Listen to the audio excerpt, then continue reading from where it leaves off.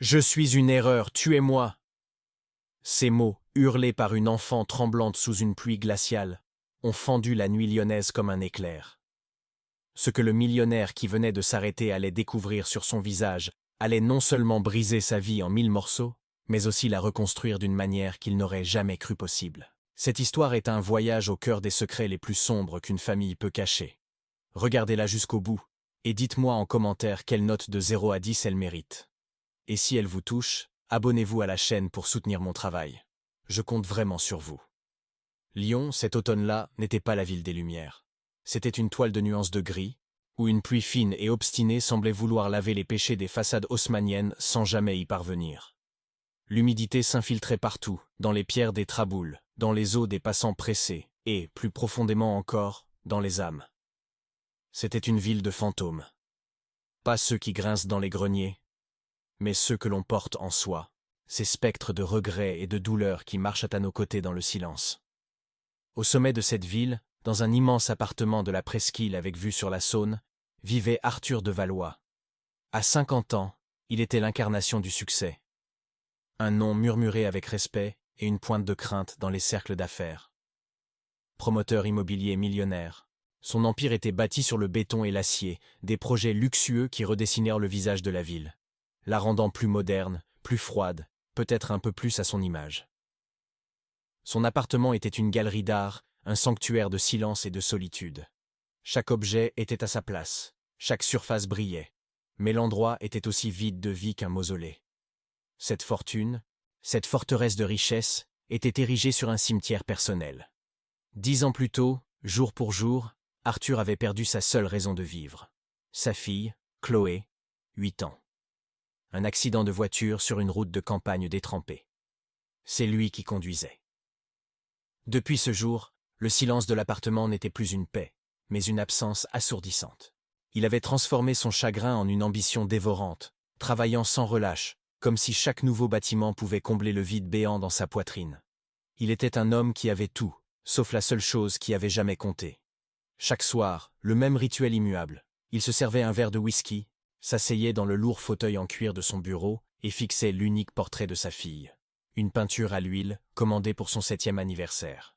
Chloé y souriait, un éclat de malice dans ses yeux bleus. Mais pour Arthur, ce sourire n'était plus une source de joie. C'était un jugement, un rappel constant de son échec en tant que père, en tant que protecteur. Le whisky ne brûlait plus sa gorge. Il anesthésiait à peine la douleur qui, elle, ne s'émoussait jamais. Ce soir-là, la pluie redoublait de violence, fouettant les vitres de son bureau. Il rentrait d'une énième réunion, une de ces négociations interminables où des millions d'euros s'échangent sur des plans d'architectes. Sa Mercedes fendait la nuit, ses essuie-glaces luttant contre le déluge. Les lumières de la ville se reflétaient sur le bitume mouillé, créant un kaléidoscope flou et mélancolique. Il approchait du pont de la Guillotière quand ses phares ont balayé une embrasure de porte cochère.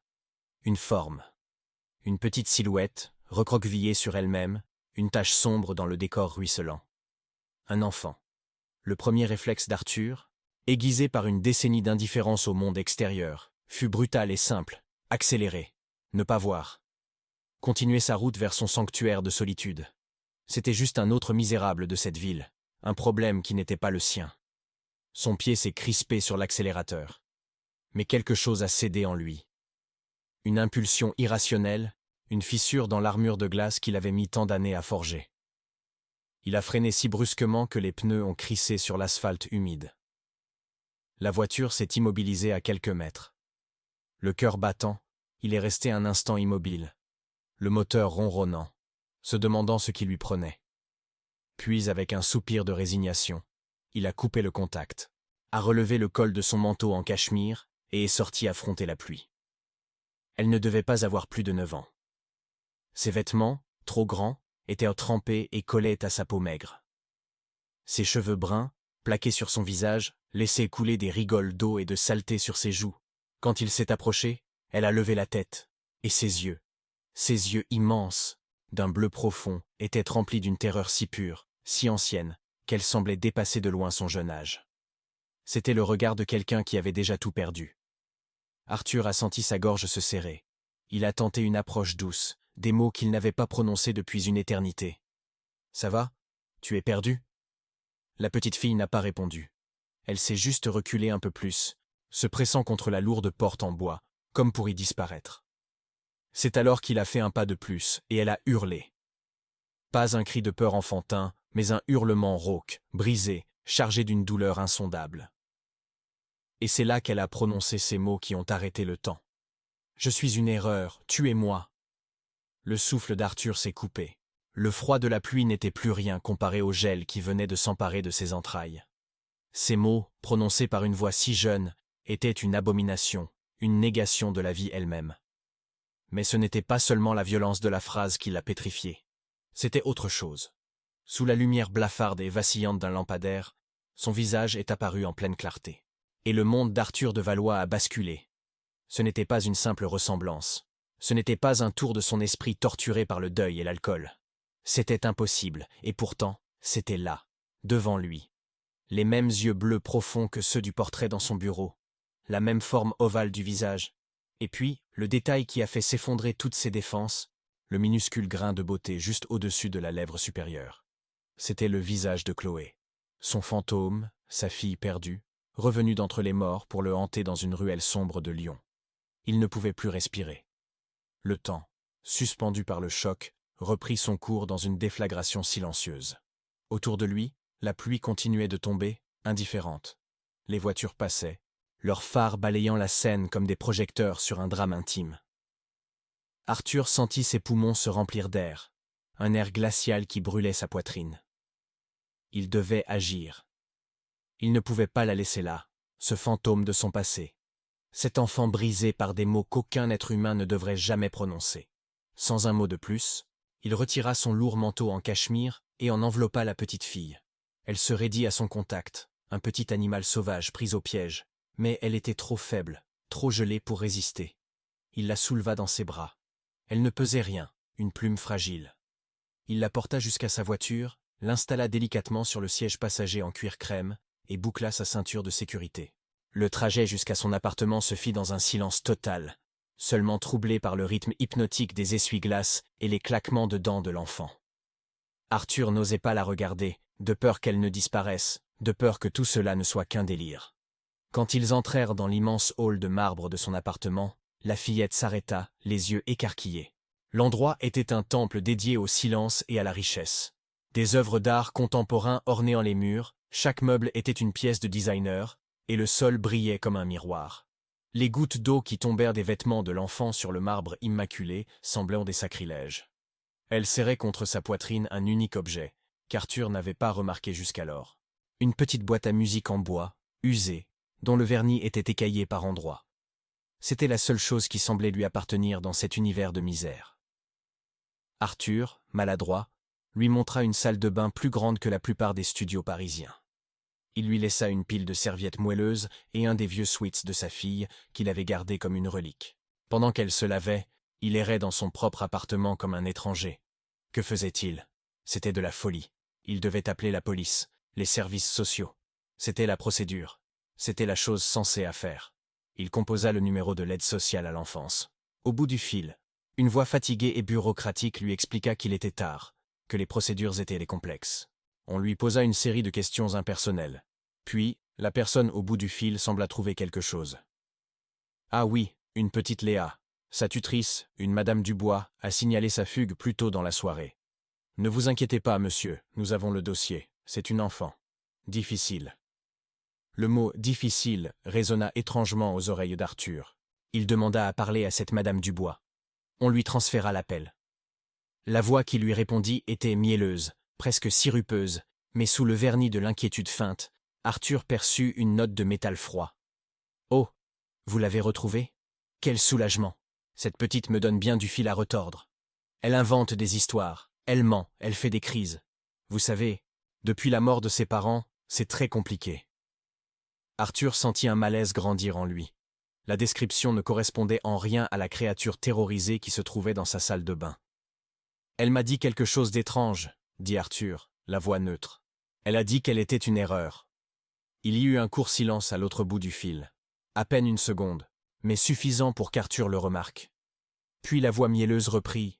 « Oh, vous voyez, je vous l'ai dit, elle est très théâtrale. Ne l'écoutez pas. Elle cherche juste à attirer l'attention. Je viendrai la chercher demain matin. Donnez-moi juste votre adresse. Arthur raccrocha, un goût amer dans la bouche. Il ne la croyait pas. Pas un seul mot. Il donna une fausse adresse dans un autre arrondissement, gagnant un peu de temps. Il ne savait pas pourquoi, mais l'idée de livrer cet enfant à cette femme lui était physiquement insupportable. Les jours qui suivirent furent une danse étrange et silencieuse. Léa, car c'était son nom, ne parlait presque pas. Elle restait dans la chambre d'amis, assise sur le lit, serrant sa boîte à musique comme une ancre dans une tempête. Arthur lui préparait des repas qu'elle touchait à peine. Il essayait de lui parler, mais ses mots se perdèrent dans le silence de l'appartement et dans la peur qui émanait de la fillette. Il était un père en deuil face à un fantôme, et elle était une enfant qui avait perdu foi en l'humanité. Le point de bascule arriva 3 jours plus tard. Arthur travaillait dans son bureau, la porte entr'ouverte. Il entendit un son. Un son si faible qu'il crut d'abord l'avoir imaginé. C'était une mélodie, fragile et cristalline, qui s'élevait dans le silence. Il se leva sans faire de bruit et s'approcha de la chambre. La porte était légèrement ouverte. Léa était assise sur le sol, le dos tourné. Elle venait d'ouvrir sa petite boîte à musique en bois. La mélodie qui s'en échappait frappa Arthur en plein cœur. Ce n'était pas une comptine populaire, pas un air de Mozart ou de Beethoven. C'était une berceuse simple, intime, avec une progression d'accords légèrement mélancolique mais profondément tendre. Une mélodie que sa femme, musicienne amatrice, avait composée elle-même. Une mélodie qu'elle ne jouait qu'au piano, dans le salon, pour leur fille Chloé. Personne d'autre au monde ne pouvait la connaître. Il n'y avait pas d'enregistrement, pas de partition. C'était leur secret, leur sanctuaire sonore, le souvenir le plus pur de sa vie d'avant. Arthur sentit le sol se dérober sous ses pieds. La ressemblance du visage aurait pu être une coïncidence monstrueuse, un caprice de la génétique. Mais cette mélodie, c'était impossible. C'était une signature, une clé qui ouvrait une porte qu'il croyait scellée à jamais. Il regarda Léa, ce petit dos frêle, et pour la première fois, il ne vit plus un fantôme ou une étrange coïncidence. Il vit un mystère insondable qui le liait à cet enfant d'une manière qui défiait toute logique. Son obsession changea de nature. Le deuil qui le rongeait depuis 10 ans se mua en une force nouvelle, brûlante. Ce n'était plus seulement le passé qu'il fixait chaque soir au fond de son verre de whisky. C'était l'avenir. Un avenir qui commençait non pas par un plan d'architecte, mais par un simple appel téléphonique. Le lendemain matin, Arthur ne contacta ni la police, ni les services sociaux. Il appela un homme dont le nom circulait à voix basse dans les cercles de pouvoir lyonnais.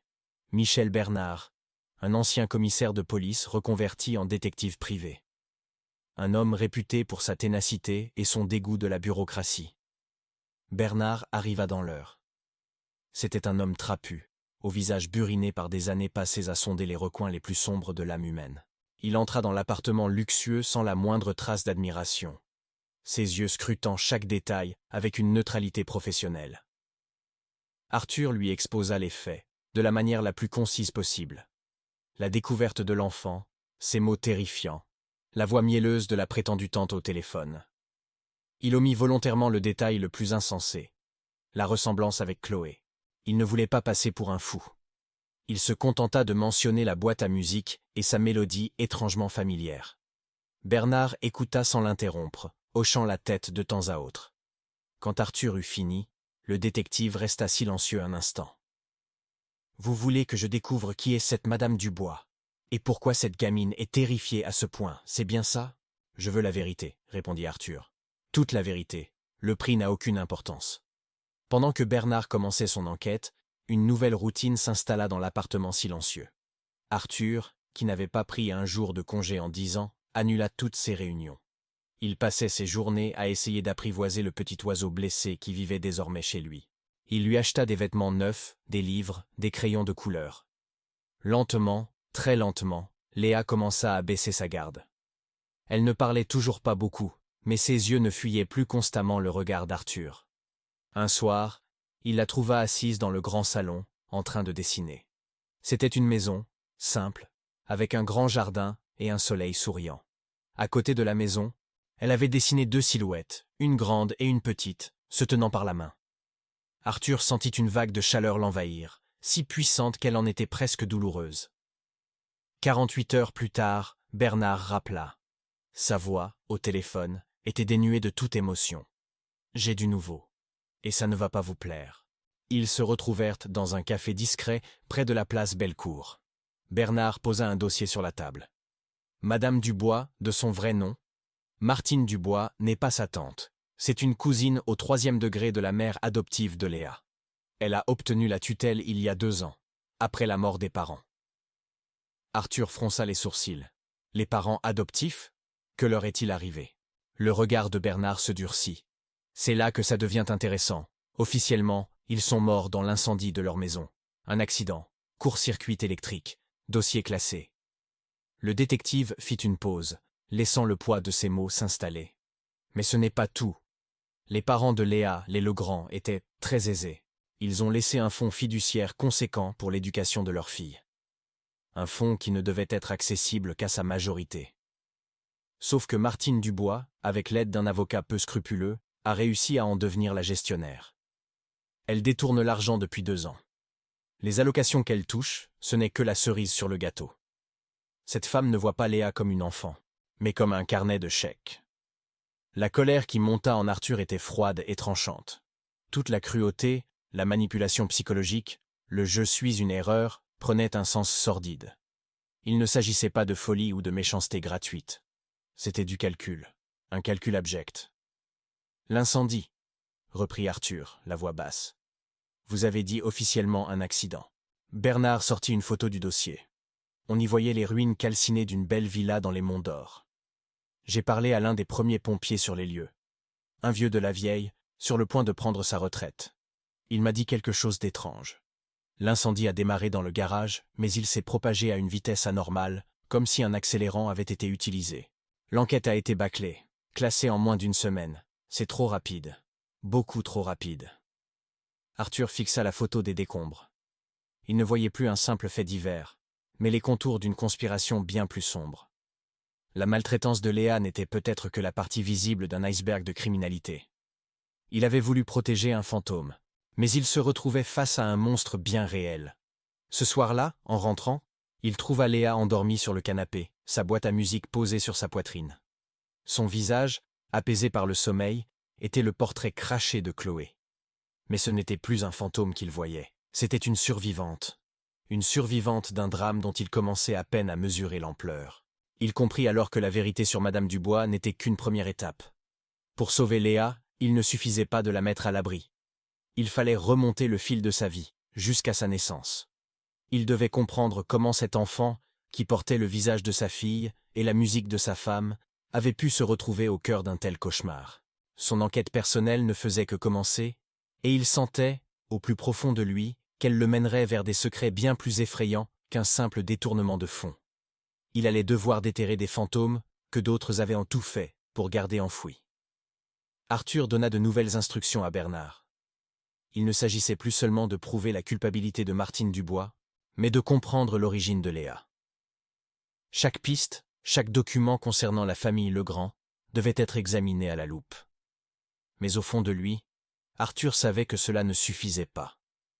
La vérité qu'il cherchait ne se trouvait pas dans la vie de Léa, mais dans la sienne. Dans le passé qu'il avait scellé à double tour, ce jour maudit de l'accident. Poussé par une intuition qui tenait plus de la douleur que de la logique, il demanda à Bernard de faire quelque chose d'impensable, enquêter sur la naissance de sa propre fille, Chloé. La clinique privée où sa femme avait accouché était l'un des établissements les plus réputés de la région, un havre de paix pour la bourgeoisie lyonnaise. C'était aussi un lieu qu'Arthur finançait généreusement chaque année à travers ses œuvres de charité. Il pensait que son nom ouvrirait toutes les portes. Il se trompait lourdement. Les archives médicales étaient un sanctuaire inviolable. Le directeur de la clinique, un homme au sourire aussi poli que son costume était cher, lui opposa une fin de non-recevoir.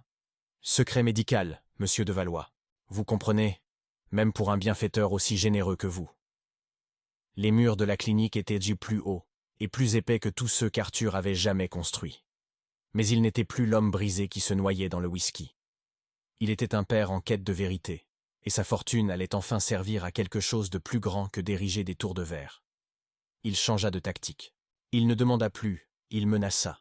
Il fit savoir, par l'intermédiaire de ses avocats, qu'il envisageait de retirer non seulement ses dons, mais aussi de lancer un audit complet sur la gestion financière de l'établissement, soupçonnant de graves irrégularités. La peur est une clé bien plus efficace que la politesse.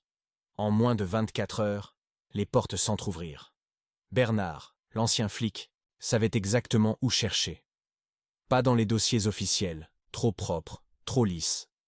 Il chercha les anomalies, les ratures, les signatures qui ne correspondaient pas. Et il trouva une petite incohérence sur le registre de sortie de la maternité le jour de la naissance de Chloé. Un document qui semblait avoir été ajouté après coup. Et surtout, un nom, celui d'une sage-femme qui avait quitté la clinique quelques mois après l'événement pour une retraite anticipée. Son nom était Hélène Mercier. Bernard la retrouva dans un petit appartement d'une banlieue grise de Lyon. Un endroit à des années-lumière du luxe de la clinique. C'était une vieille femme, aux mains tremblantes et au regard fatigué. Quand Arthur et Bernard se présentèrent à sa porte, elle sembla vieillir de 10 ans d'un seul coup. Elle savait pourquoi ils étaient là. Elle portait ce fardeau depuis une décennie. Arthur n'eut pas besoin de la menacer. Il lui parla doucement, lui montra une photo de Léa sur son téléphone. Puis, il sortit son propre téléphone et joua la mélodie de la boîte à musique. Ce fut le son qui brisa le barrage. Les larmes commencèrent à couler sur les joues ridées d'Hélène Mercier, des larmes silencieuses, pleines d'un remords qui l'avait rongée de l'intérieur pendant des années. Sa voix, au début, n'était qu'un murmure cassé. Elle leur offrit un café, un geste automatique pour repousser l'inévitable. Puis, assise dans son petit salon qui sentait la naphtaline et les regrets, elle raconta. Ce jour-là, la femme d'Arthur n'avait pas mis au monde un seul enfant. Elle avait accouché de jumelles, 2 petites filles, l'une, robuste et criant à plein poumon, Chloé. L'autre plus petite, plus fragile, avec une légère difficulté respiratoire, Sophie, le deuxième prénom qu'ils avaient choisi. Le médecin de garde ce soir-là était un certain docteur Lemoine. Un homme brillant, respecté, mais, ce que personne ne savait, endetté jusqu'au cou à cause d'une addiction au jeu. Hélène expliqua, la voix tremblante, comment Lemoine avait vu une opportunité. Il avait déclaré la seconde jumelle, la plus faible, mort-née. Une formalité administrative tragique, facile à falsifier. Pendant que la mère se remettait de l'accouchement et qu'Arthur, fou de joie, célébrait la naissance de sa fille, le docteur Lemoine avait fait sortir le bébé de la clinique. Il l'avait vendu. Vendu comme une marchandise à un couple riche et stérile qui attendait depuis des années et était prêt à tout pour avoir un enfant. Ce couple, c'étaient les Legrand, les parents adoptifs de Léa. Arthur écoutait, le corps raide, le souffle coupé. Chaque mot était un coup de poignard dans la réalité qu'il avait mis 10 ans à accepter. Il n'avait pas eu une fille, il en avait eu 2. Il n'avait pas tout perdu dans cet accident. Il avait perdu la moitié de son monde, tandis que l'autre moitié vivait un enfer dont il ignorait tout. Puis vint le détail qui acheva de le briser. Hélène se souvint d'un colis arrivé pour la mère quelques jours avant l'accouchement. « Votre femme était si prévoyante », murmura la vieille sage-femme. Elle avait commandé 2 cadeaux identiques, 2 petites boîtes à musique en bois. Elle m'avait dit, c'est pour qu'elles aient toujours la même berceuse, même si elles sont séparées un jour. Une boîte était restée avec Chloé. L'autre, Hélène l'avait glissée dans le couffin de la petite Sophie avant qu'on ne l'emporte. C'était la seule chose qu'elle avait pu faire. Un petit acte de rébellion, un fil invisible tendu entre 2 sœurs qui ne se connaîtraient jamais. Le puzzle était complet. Le visage, la mélodie, tout prenait un sens monstrueux et tragique. Léa n'était pas un fantôme. Elle était sa fille, Sophie, la sœur jumelle de Chloé. Et l'homme qui avait orchestré ce crime, ce vol de vie, le docteur Lemoine, n'était pas un inconnu. C'était un pilier de la société lyonnaise, un homme puissant qui dirigeait aujourd'hui la plus grande fondation médicale de la ville. Une fondation à laquelle Arthur de Valois versait des millions d'euros chaque année. La vérité n'était pas une libération. C'était une déclaration de guerre. Pour sauver sa fille vivante, il allait devoir affronter le système même qu'il avait aidé à construire. Le retour en voiture fut un voyage à travers un brouillard de rage et de chagrin. Chaque feu rouge, chaque passant sous son parapluie était une insulte à la vie qui avait été volée à sa fille. Il ne voyait plus les façades élégantes de Lyon, mais les murs d'une prison dorée qu'il s'était lui-même construite. 10 ans de deuil pour une seule fille, alors que l'autre, vivante, subissait un calvaire inimaginable. La culpabilité était un acide qui lui rongeait l'âme. Il n'avait pas seulement été négligent le jour de l'accident. Il avait été aveugle pendant une décennie entière. Quand il rentra dans son appartement, le silence lui parut différent. Ce n'était plus le silence du vide, mais celui de l'attente. Léa dormait sur le canapé, recroquevillée comme le soir où il l'avait trouvée. Sa boîte à musique était posée près de sa main. Arthur s'agenouilla près d'elle. Pour la première fois, il ne cherchait pas la ressemblance avec Chloé. Il regardait ce visage pour ce qu'il était, celui de Sophie, sa fille. Une survivante, une combattante silencieuse qui avait enduré l'abandon, la cruauté et le mensonge. Une larme, la première en 10 ans, roula sur sa joue et tomba sur le tapis perçant. Ce n'était pas une larme de tristesse, mais de fureur. La fureur d'un père à qui on venait de rendre un trésor, mais abîmé, sali, presque brisé. Le conflit qui s'annonçait était double. Extérieurement, il y avait les monstres, Martine Dubois, la tortionnaire Cupide, et le docteur Lemoine, le voleur d'enfants drapé dans le prestige et la philanthropie. Mais le combat le plus violent se livrait à l'intérieur de lui-même. Pour sauver Sophie, il devait détruire l'homme qu'il était devenu. Le promoteur impitoyable, l'homme d'affaires qui réglait tout avec des chèques, le notable qui siégeait au conseil d'administration des puissants comme Lemoine. Il devait sacrifier sa réputation, son statut, et exposer au grand jour non seulement le crime des autres, mais aussi sa propre faillite en tant que père. La guerre commença plus tôt qu'il ne l'avait prévu. Le lendemain matin, l'interphone sonna avec une insistance agressive. À l'écran, le visage mielleux de Martine Dubois apparut. Mais cette fois, elle n'était pas seule. 2 personnes se tenaient à ses côtés, l'air grave et officiel. Des agents des services sociaux. Arthur sentit son sang se glacer. Il fit signe à Léa, qui venait de se réveiller, de rester dans la chambre et de ne faire aucun bruit. Il ouvrit la porte. Martine Dubois se lança dans une tirade théâtrale. « Monsieur de Valois, je suis venu récupérer ma nièce. Ces gens de l'aide sociale à l'enfance sont là pour s'assurer que tout se passe bien. Vous la retenez contre son gré. » L'un des agents, un homme à l'air fatigué, s'avança. « Monsieur, nous avons un signalement. Madame Dubois est la tutrice légale de l'enfant. Nous devons la voir. » Arthur resta de marbre. Il ne laissa transparaître aucune des émotions qui le submergeaient. Il utilisa les armes qu'il connaissait le mieux, le pouvoir et la loi. Madame Dubois n'est pas sa tante, mais une cousine éloignée. J'ai des raisons de croire que l'enfant est en danger avec elle. Mes avocats sont en train de préparer un dossier pour contester sa tutelle. Si vous entrez dans mon domicile sans mandat, je porterai plainte pour violation de propriété privée. Son ton était si froid, si chargé d'autorité, que les 2 agents hésitèrent. Ils n'avaient pas affaire à un citoyen ordinaire. Martine Dubois devint hystérique. « Il la manipule! C'est un prédateur !» Mais ces cris sonnaient faux face au calme glacial d'Arthur. Les agents, sentant que la situation leur échappait et qu'ils marchaient sur un terrain juridique miné, firent marche arrière, promettant de revenir avec les documents nécessaires. Arthur referma la porte, le cœur battant à tout rompre. Il avait gagné une bataille, mais il savait qu'il venait de perdre un temps précieux. Il reviendrait, et la prochaine fois, ils auraient le droit de leur côté. Il se précipita dans la chambre. Léa était cachée sous le lit, tremblante, sa boîte à musique serrée contre elle.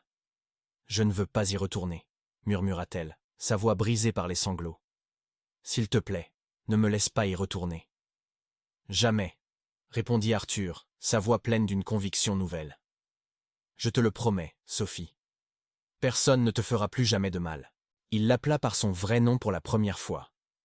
Elle leva les yeux, surprise, mais ne posa pas de questions. Pour la première fois, elle se sentait en sécurité. Arthur savait que son appartement n'était plus un sanctuaire, mais une cible. Il appela Bernard. « J'ai besoin d'un endroit sûr, totalement introuvable. Et j'ai besoin de la preuve ultime, celle que personne ne pourra contester. » Il expliqua la situation. 20 minutes plus tard, Bernard lui envoya une adresse. Une vieille maison de famille lui appartenant, isolée dans la campagne du Beaujolais. Pendant ce temps, Arthur fit une chose simple. Il prit une brosse à cheveux et coiffa doucement Léa, prétextant vouloir la rendre jolie pour leur petit voyage. Il récupéra discrètement les quelques cheveux restés sur la brosse et les plaça dans un sac en plastique scellé. C'était la preuve dont il avait besoin, le test ADN. Alors qu'il rassemblait quelques affaires, son regard tomba sur une enveloppe posée sur la console de l'entrée. C'était une invitation dorée pour le gala de charité annuel de la Fondation du Docteur Lemoine, qui devait avoir lieu dans une semaine. Le gala le plus prestigieux de l'année, où tout le gratin de la société lyonnaise se pressait pour voir et être vu, et surtout, pour faire des dons exorbitants. Arthur était l'un des invités d'honneur.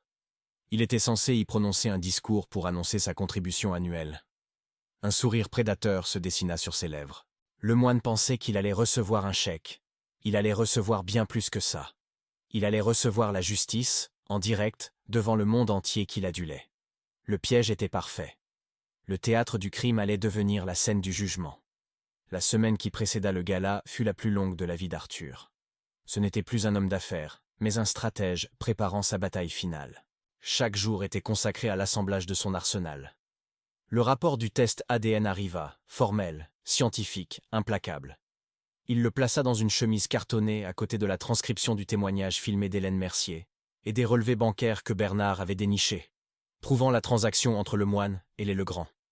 C'était un dossier froid, clinique, mais chaque page criait l'injustice. Pendant ce temps, dans la vieille maison du Beaujolais, Sophie commençait à renaître. Loin de la menace de Martine Dubois, dans le calme de la campagne, la peur qui crispait ses traits depuis si longtemps commençait à se desserrer. Elle parlait un peu plus chaque jour, posant des questions sur les arbres, les oiseaux, des questions d'enfants qui n'avaient jamais eu le droit d'être posées.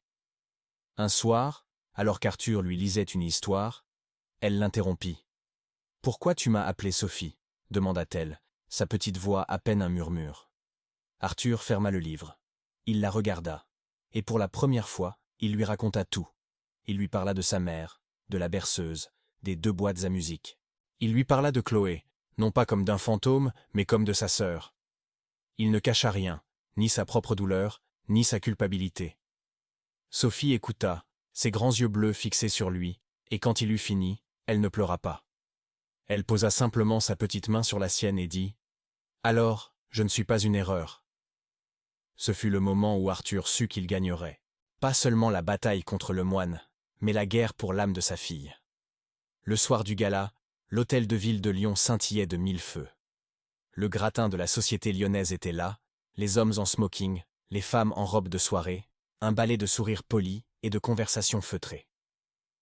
Au centre de tout cela, le docteur Lemoine rayonnait, serrant des mains, acceptant les compliments, incarnant la figure du philanthrope bienveillant. Il accueillit Arthur avec une chaleur particulière. « Mon cher Arthur, votre soutien nous est si précieux. J'ai hâte d'entendre votre discours. » Arthur lui rendit un sourire qui n'atteignit pas ses yeux. « Vous ne serez pas déçu, docteur. » L'heure des discours arriva. Le maire parla, puis le président de la région. Enfin, le maître de cérémonie annonça Arthur de Valois, le plus grand donateur de la fondation. Un tonnerre d'applaudissements l'accompagna jusqu'au pupitre. La salle était plongée dans une semi-obscurité, seul un projecteur l'éclairait, lui et le grand écran derrière. Il commença, sa voix calme et posée résonnant dans le silence respectueux. « Mesdames et messieurs, bonsoir. On attend de moi ce soir que je parle d'argent, de bâtiments, de projets. Mais ce soir, je vais vous parler de quelque chose de bien plus précieux. Je vais vous parler d'une vie. » Un murmure parcourut l'assemblée. Le docteur Lemoine, assis au premier rang, fronça les sourcils. « Il y a 10 ans, continua Arthur, dans une clinique de cette ville, une femme a donné naissance à des jumelles. L'une d'elles, on me l'a donnée. L'autre, on me l'a volée. Le silence devint total, pesant, électrique. Sur l'écran géant derrière lui, le visage d'Hélène Mercier apparut. Sa voix tremblante emplit la salle, racontant le crime, nommant le coupable, le docteur Lemoine. Les visages dans l'assistance se tournèrent vers Lemoine, dont le teint était devenu cireux. Il tenta de se lever, de protester, mais la voix d'Arthur le cloua sur place. On a dit à ce père que sa 2e fille était mort-née. En réalité, elle a été vendue. Vendue comme une vulgaire marchandise à un couple stérile. Les documents bancaires s'affichèrent à l'écran, les dates, les montants, les noms. Puis, le rapport du test ADN, avec la conclusion en lettres capitales. Compatibilité parentale confirmée à 999%. Le scandale était absolu. Martine Dubois, qui avait réussi à se faire inviter pour soigner son image, essaya de se faufiler vers la sortie, mais les regards la suivaient, la marquant au fer rouge de la honte. Arthur termina son discours. Il sortit de sa poche la boîte à musique de Chloé, celle qu'il gardait comme une relique. Il la posa sur le pupitre. Puis, il sortit la boîte à musique de Sophie, usée et abîmée. Il la plaça à côté de la première. La mère de ses enfants leur avait laissé un héritage. Pas de l'argent, une mélodie. Il ouvrit les deux boîtes en même temps.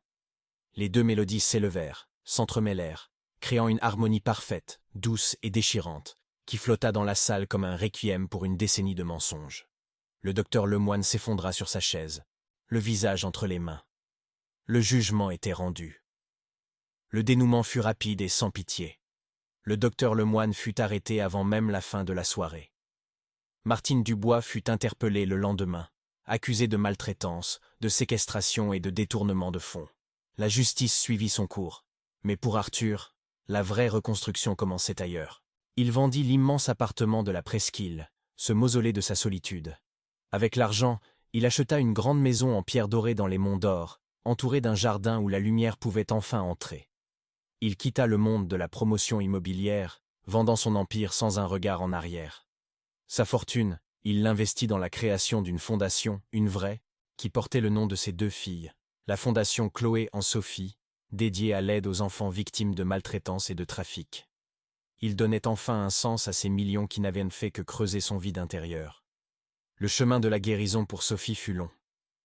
Mais avec l'amour d'un père retrouvé et l'aide de thérapeutes, la petite fille qui se croyait une erreur apprit à sourire, à rire, à faire confiance. 1 an plus tard, au printemps, le jardin de la nouvelle maison était en fleurs. Arthur et Sophie, les mains couvertes de terre, plantaient un jeune cerisier. Il ne s'agissait plus de construire des tours de béton qui défièrent le ciel, mais de faire pousser la vie, patiemment, humblement. Alors qu'il tassait la terre autour des jeunes racines, Sophie le regarda et dit, avec une sagesse qui n'appartenait qu'aux survivants. Un arbre, c'est comme une famille. Ça a besoin de racines profondes pour ne pas tomber. Arthur la serra dans ses bras. Il avait tout perdu pour tout retrouver. La plus grande des richesses n'était pas celle qu'il avait accumulée, mais celle qu'il avait réparée. Et parfois, un visage entrevu dans la nuit peut vous rendre non seulement ce que vous aviez perdu, mais aussi l'humanité que vous aviez oublié posséder. Si cette histoire vous a touché, abonnez-vous à la chaîne. Je m'efforce de trouver des histoires comme celle-ci chaque jour pour vous les raconter. Et s'il vous plaît, dites-moi dans les commentaires quelle note de 0 à 10 vous lui donneriez. Votre avis compte énormément pour moi. Merci de m'avoir écouté jusqu'au bout.